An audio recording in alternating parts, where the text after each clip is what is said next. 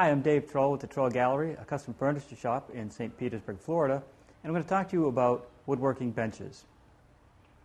What I have here in my shop is a pretty simple type of bench, and this is what you might be able to put in your own shop or garage.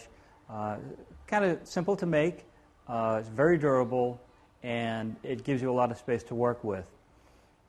In this case, what I have is 2 layers of medium density fiberboard, 3/4 inch pieces, so I've got a full 1.5 inch thickness, so it's very sturdy. It's a very smooth top. Now I've had this bench for over 15 years now, and you can see it's got some stains on it, but it's still in relatively good condition. On the end of my bench, I've added kind of a standard all-around vise. I don't use this much for woodworking, but it does work as an occasional vise for that, as well as metalworking.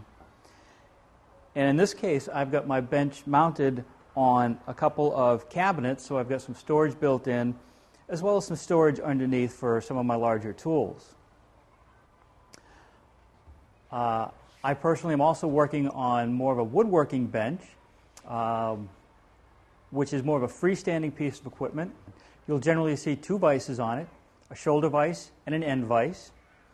And those will allow you to clamp very long pieces of wood or short pieces of wood as well.